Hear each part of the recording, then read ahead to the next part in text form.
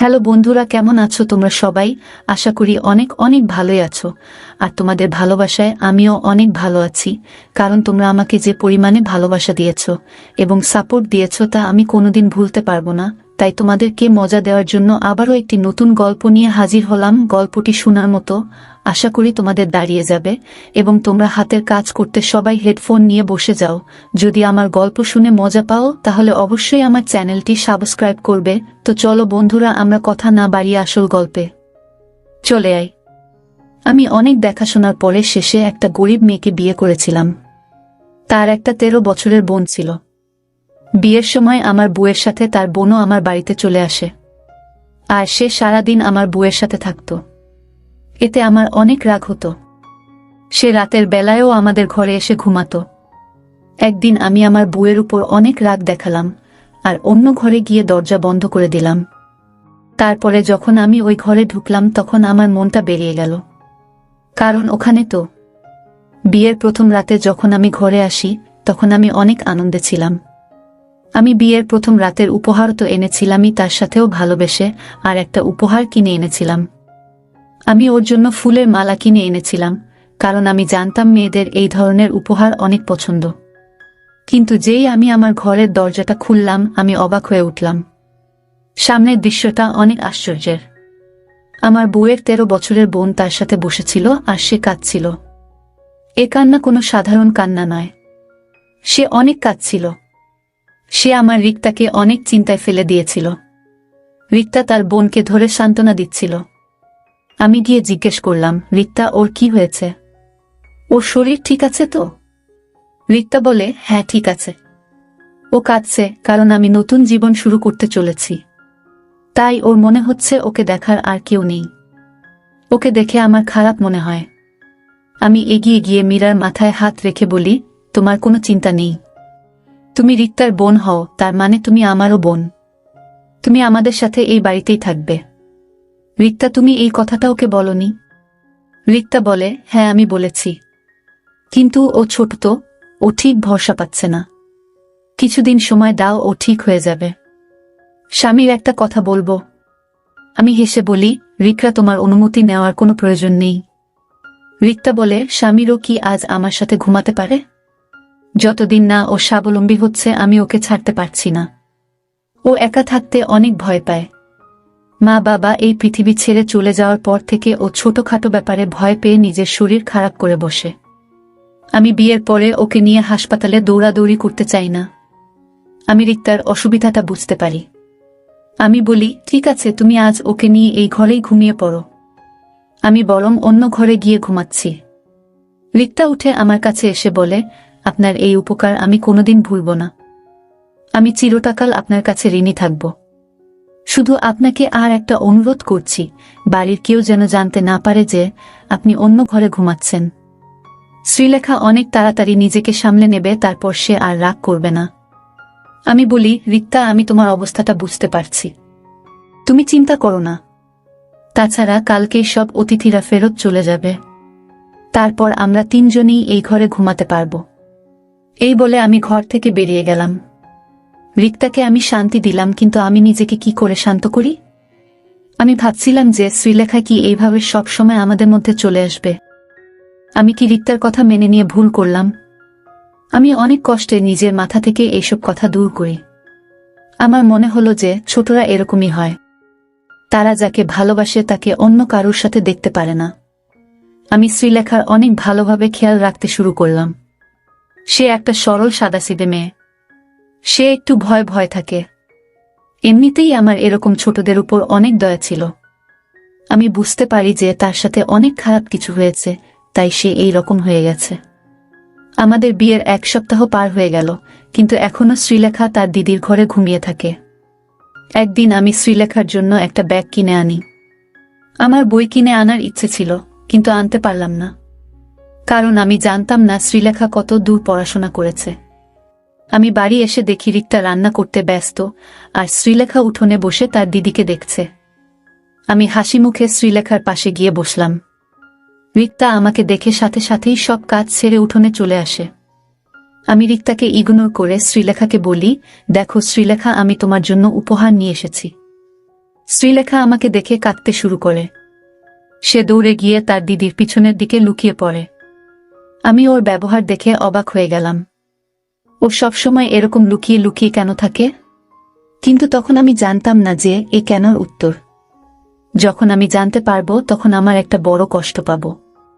আমি আদর করে বললাম, শ্রীলেখা আমার কাছে এসো, দেখো আমি তোমার জন্য ব্যাগ এনেছি।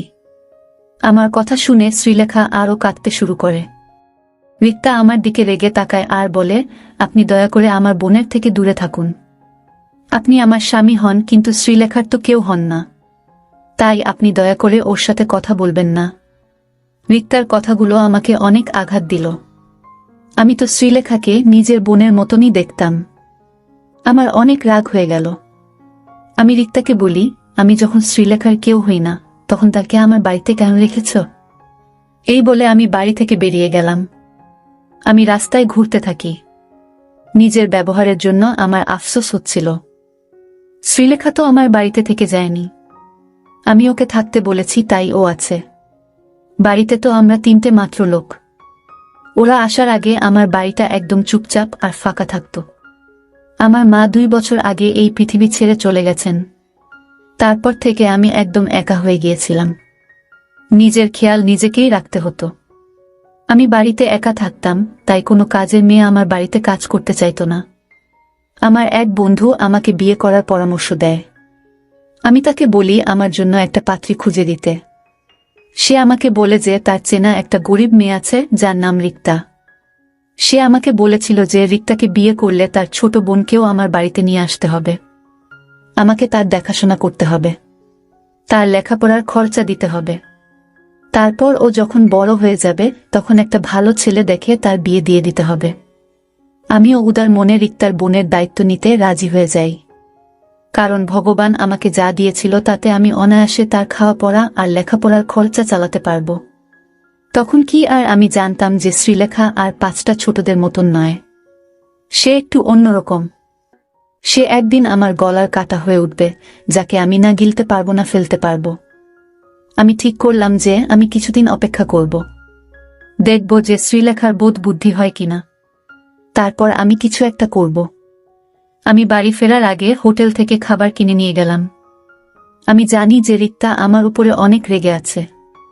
ওর রাগটা আমাকেই ভাঙাতে হবে। আমি যখন বাড়ির দরজার সামনে গিয়ে দাঁড়াই তখন শ্রীলেখার গলার আওয়াজ আমার কানে আসে। সে তার দিদিকে বলছিল, দিদি তোর কি এবার ছাড়াছাড়ি হয়ে যাবে?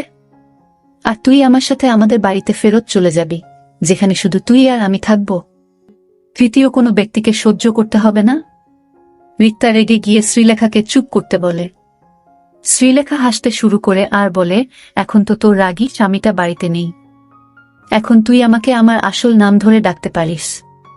এই কথাটা শুনে আমি অনেক অবাক হলাম। শ্রীলেখার আরও একটা নাম আছে যেটা আমার থেকে লুকিয়ে রাখা হয়েছে। কিন্তু কেন? আমার মনে অনেকগুলো প্রশ্ন ঘুরপাক খাচ্ছিল, যার উত্তর আমার কাছে ছিল না। আমি দরজাটা খুলে বাড়ির ভিতরে ঢুকলাম। রিক্তা আমাকে দেখে দৌড়ে আসে আর বলে, আপনি কোথায় চলে গিয়েছিলেন? আমার আপনার জন্য অনেক চিন্তা হচ্ছিল। আমি এটা দেখে খুশি হলাম যে রিক্তা আমার উপরে রেগে নেই। আমরা যখন কথা বলছিলাম তখন শ্রীলেখা আবার কাঁদতে শুরু করে আর বলে, দিদি তুই এর সাথে কথা বলিস না। এ আমার দিকে রাগি রাগি চোখে তাকায়। তোর স্বামীটা অনেক খারাপ। রিক্তা সন্দেহের চোখে আমার দিকে তাকায়। আমি বলি, আমি কেন তোমার উপর রাগ করব শ্রীলেখা? রিক্তা বলে, আমি আপনাকে আগেও বলেছি আপনি আমার বোনের সাথে কথা বলবেন না। এই বলে সে রিক্তার হাত ধরে তাকে নিজের ঘরে নিয়ে চলে গেল। আমি হতবাক হয়ে দাঁড়িয়ে রইলাম। এবার আমার সন্দেহ হয় কিছু একটা গন্ডগোল আছে। এতদিন আমি শ্রীলেখার ব্যবহারকে তার ছেলেমানুষই ভাবতাম, কিন্তু ব্যাপারটা অতটা সহজ নয়। রিক্তার প্রতিদিনের মতো আমার জলখাবার বানাচ্ছিল। হঠাৎ সে কাজ থামিয়ে জিজ্ঞেস করে, বলেন আপনি শ্রীলেখার জন্য ব্যাগ কেন কিনে এনেছিলেন? আমি বলি, আমি চাই যে শ্রীলেখা পড়াশোনা করুক। রিক্তা হেসে বলে, পড়াশোনা? কিসের পড়াশোনা? শ্রীলেখা তো কোনোদিন স্কুলেই যায়নি, ওর পড়াশোনা করার ইচ্ছে নেই, তাই আমরা ওকে স্কুলে ভর্তি করাইনি। কথাটা আমার খুব একটা ভালো মনে হলো না, কিন্তু আমি আগে থেকেই রেগেছিলাম তাই আর কথা বাড়ালাম না। আমি অফিসের জন্য বেরিয়ে গেলাম। কিন্তু শ্রীলেখার কথাগুলো আমার মাথায় ঘুরতে থাকে। তার অদ্ভুত রকমের আচরণ, আমাকে দেখে কেঁদে ফেলা, আর আমার আর রিক্তার ছাড়াছাড়িতে খুশি হওয়া, এইসব তো কোনো সাধারণ লক্ষণ নয়। আর শ্রীলেখা কোনো শিশুও নয়। সে 13 বছরের একটা মেয়ে। এই বয়সের মেয়েরা তো অনেক কিছু বোঝে। ব্যাপারটা অতটাও সহজ নয় যতটা আমি ভেবেছিলাম। বিকেলে যখন আমি বাড়ি ফিরে এলাম তখন শ্রীলেখা আমাকে রাগানোর অনেক রকম চেষ্টা করে। আমাকে দেখে অদ্ভুত রকমের আচরণ করতে শুরু করে। আমি যখন রিক্তার সাথে কথা বলতে যাই তখন সে রিক্তার হাত ধরে তাকে ঘরে নিয়ে চলে যায়। কিছুক্ষণ পরে রিক্তা বাইরে এসে আমাকে বলেন আপনি রাতের খাবারটা খেয়ে নিজের ঘরে চলে যান, তারপর আমরা 2 বোন খেতে বসব। শ্রীলেখা রাগ করে বসেছে যে যতক্ষণ আপনি বাইরে থাকবেন ততক্ষণ ও ঘরের বাইরে বেরোবে না। আমার তো অনেক রাগ হচ্ছিল, কিন্তু আমি কোন রকমে নিজেকে সামলে রিক্তাকে বললাম, ঠিক আছে শ্রীলেখা না হয় পরে খাবে, কিন্তু তুমি তো আমার সাথে বসে খাও। রিক্তার উত্তরে আমার মাথায় রাগ উঠিয়ে দিল। সে বলেন আপনি তো জানেন যে শ্রীলেখা কিরকম রাগী মেয়ে, ও হাঙ্গামা শুরু করবে, তাই আপনি আমার কথা মেনে নিন। এই বলে রিক্তা নিজের ঘরে চলে যায়। আমি আর নিজের রাগ সামলাতে পারলাম না। আমি নিজের উপর নিয়ন্ত্রণ হারিয়ে ফেলি আর রিক্তার ঘরের দিকে যেতে থাকি। আমি রিক্তার আওয়াজ শুনতে পাচ্ছিলাম। সে শ্রীলেখাকে বলছিল, বাবার সাথে যদি তুইও এই পৃথিবী ছেড়ে চলে যেতিস তাহলে আমি শান্তি পেতাম, অন্তত আমার জীবনটা বেঁচে যেত। কে জানে তুই আমার কোনো পাপের শাস্তি। আমি দরজাটা খুলে ঘরের ভিতরে ঢুকে শ্রীলেখার হাত ধরে তাকে বাইরে নিয়ে এলাম। এটা দেখে রিক্তা অবাক হয়ে যায় আর বলেন আপনি আমার বোনকে কোথায় নিয়ে যাচ্ছেন? ওর হাতটা ছেড়ে দিন। মনে হচ্ছে আপনি নিজের মধ্যে নেই। সত্যি বলতে আমি নিজের মধ্যে ছিলাম না। আমার বোধ বুদ্ধি কাজ করছিল না। যদি করত তাহলে আমি এমনটা করতাম না। আমি শ্রীলেখাকে নিয়ে গিয়ে অন্য একটা ঘরে বন্ধ করে দিলাম। তারপর রিক্তার হাত ধরে তাকে আমার ঘরে নিয়ে এলাম। এসে আমি রিক্তাকে জিজ্ঞেস করলাম, আমাকে সত্যি করে বলো তোমার বোন এইরকম ব্যবহার কেন করে? রিক্তার চেহারার রং পরিবর্তন হয়ে গেছিল। সে কাঁদতে শুরু করে আর বলেন আপনার 2টি পায়ে পড়ি, আপনি আমার বোনকে ছেড়ে দিন। ও অনেক ভীতু, ও অনেক ভয় পেয়ে যাবে, ও শেষ হয়ে যাবে। ও একটা রাত তো দূরের কথা, একটা মুহূর্তে আমাকে ছাড়া থাকতে পারে না। আমি আওয়াজ করে বলি, কেন? আজকাল তো ছোট ছোট মেয়েরাও তাদের মাকে ছেড়ে থাকতে পারে। এ তোমার কি রকম বোন যে তোমাকে ছাড়া এক মুহূর্তে থাকতে পারে না? আমার এইসব একদম পছন্দ নয়, আর আমি আর এইসব সহ্য করব না। তুমি তোমার এইসব কান্নাকাটি বন্ধ করো। কিন্তু সে আরো কাঁদতে থাকে। আমি ঘরের বাইরে বেরিয়ে এসে ঘরে তালা দিলাম। তারপর নিজের ঘরে এসে দরজাটা বন্ধ করে দিলাম যাতে রিক্তা আর শ্রীলেখার আওয়াজ আমার কানে না আসে। 2 বোন মিলে দরজায় আওয়াজ করছে। মনে হচ্ছিল তারা পারলে দরজাটাই ভেঙে ফেলবে। বেশ কিছু ঘন্টা ধরে এটাই চলতে থাকে, কিন্তু ভোর হওয়ার কিছুক্ষণ আগে 2 জনেই থেমে যায়। 2টা ঘর থেকে কোনো আওয়াজ আসে না। আমি বাধ্য হয়ে শ্রীলেখার ঘরের দিকে গেলাম। আমি শ্রীলেখার কাছে ক্ষমা চেয়ে তাকে রিক্তার কাছে নিয়ে যেতে চেয়েছিলাম, কিন্তু যেই আমি শ্রীলেখার ঘরের দরজাটা খুললাম আমার হাত পা ঠান্ডা হয়ে গেল, কারণ ওই ঘরে তো একটা ছেলে বসে আছে। আমি কাছে যেতেই সে ভয় পেয়ে কাঁদতে শুরু করে। আমি তাকে বলি, আমার সামনে চোখের জল ফেলে কোনো লাভ হবে না। সত্যি করে বলো তুমি কে, আর শ্রীলেখা কোথায়? ছেলেটা কাঁদতে কাঁদতে বলে, আমি যদি আমার সত্যিটা আপনাকে বলি তাহলে আপনি আমাকে বিক্রি করে দেবেন না তো? শুনে আমি অবাক হয়ে গেলাম। বললাম, না না, আমি কেন তোমাকে বিক্রি করে দেব? এই শুনে ছেলেটা একটু শান্তি পেল আর সোফায় গিয়ে বসে পড়ল। তার মুখে একটা উজ্জ্বল ভাব দেখলাম। সে বলে, যখন আমি এই পৃথিবীতে এসেছিলাম তখন আমার বাড়িতে শোক পালন করা হয়েছিল। মনে হয়েছিল যেন আমি জন্মাইনি, আমি এই পৃথিবী ছেড়ে চলে গেছি। আমি যখন বড় হতে থাকি তখন আশেপাশে অনেক অন্যায় দেখেছি। আমার বাবা আমার মাকে মেরে মেরে শেষ করে দিত। বাবা আমার দিকে তাকিয়ে মাকে বলতো, এর থেকে ভালো হতো যদি তোর কোনো সন্তান না হতো। কিন্তু এটা তুই কাকে এই পৃথিবীতে এসেছিলি? বাবার কথা শুনে আমি আয়নার সামনে এসে দাঁড়াতাম।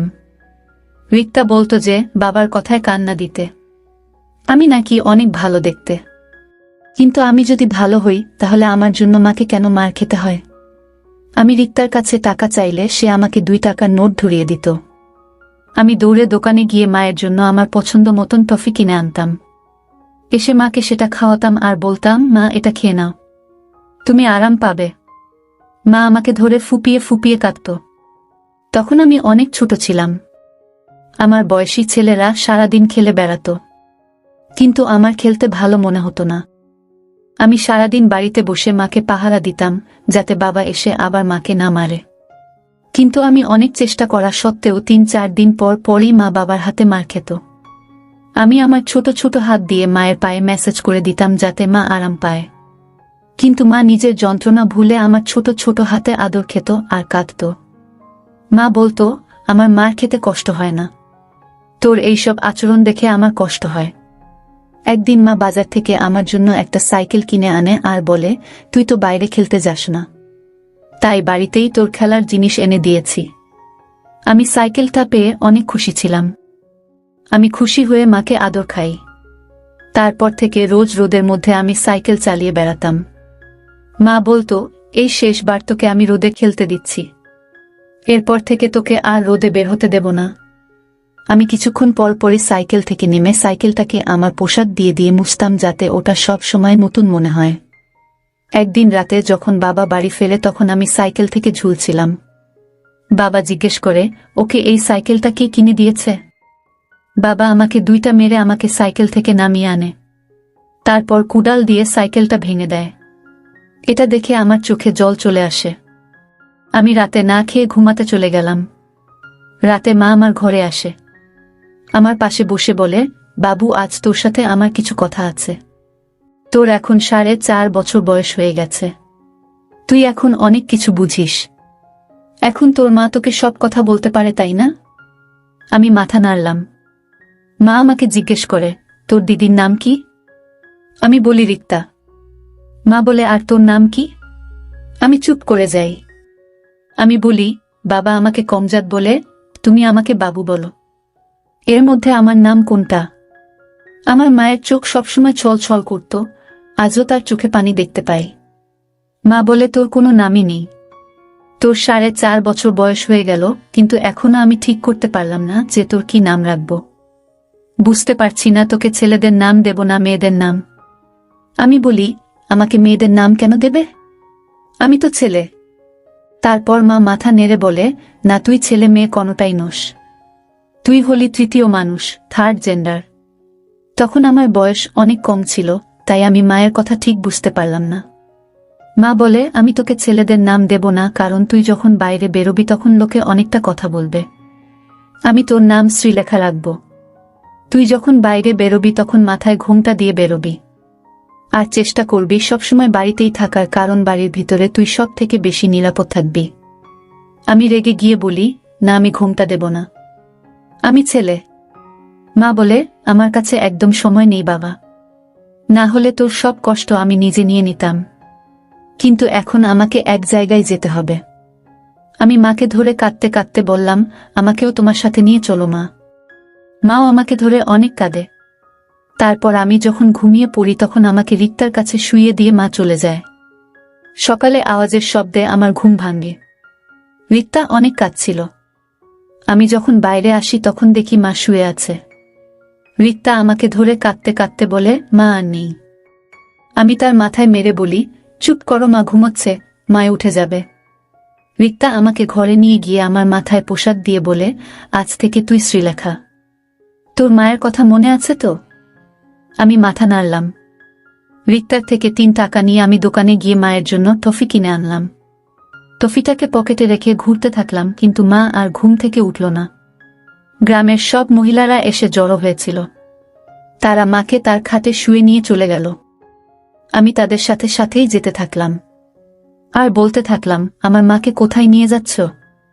মাকে ছেড়ে দাও। আমি মায়ের জন্য টফি নিয়ে এসেছি। আমি অনেক ছোট ছিলাম, তাই আমার কণ্ঠের আওয়াজ কারোর কানে এলো না। আমি তাদের পা ধরে বলতে থাকলাম, আমার মাকে নিচে নামাও। মা সকাল থেকে কিছু খায়নি। মায়ের অনেক ক্ষুধা পেয়েছে। টফিটা আমার পকেটেই রয়ে গেল, কিন্তু মা আর ফিরে এলো না। আমি অনেক কান্নাকাটি করলাম, কিন্তু কেউ আমার কথা শুনল না। কিছুদিন পরে বাবাও এই পৃথিবী ছেড়ে চলে গেল। তারপর আমরা কাকার বাড়িতে চলে গেলাম। কাকা ও বাবার মতন ছিল। আমার উপরে অনেক অত্যাচার করত। আমাকে প্রায় মারত আর বলতো, আমি তোকে গুরুর কাছে পাঠিয়ে দেব। তখন রিক্তা আমার পাশে দাঁড়াতো। কাকার ছেলে আমাকে নিয়ে মজা করত আর বলতো, তুই তো তৃতীয় শ্রেণীর মানুষ, একটু নেচে দেখা না। এই বলে সে আর কাকা অনেক হাসত। আমি অনেক ভয় পেয়ে যেতাম। রিক্তা আমাকে বাঁচাতো। তারপর রিক্তার বিয়ে আপনার সাথে হয়ে যায়। আপনাকে দেখে আমার ভয় পায়।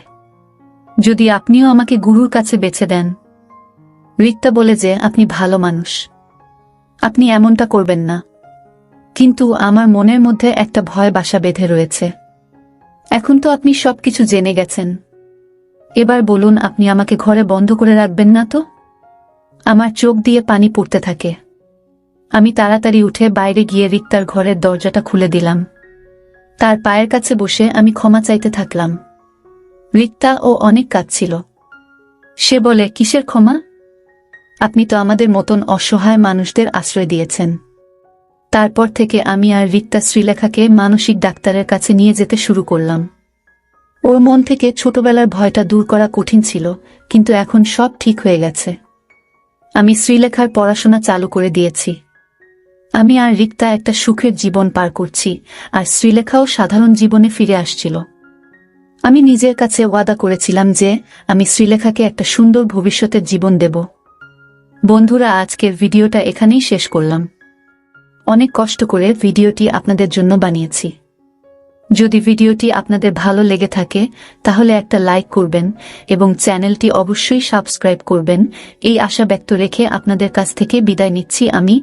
দেখা হবে আগামীকালের নতুন কোনো ভিডিওতে। সে পর্যন্ত সবাই ভালো থাকুন, সুস্থ থাকুন। ধন্যবাদ।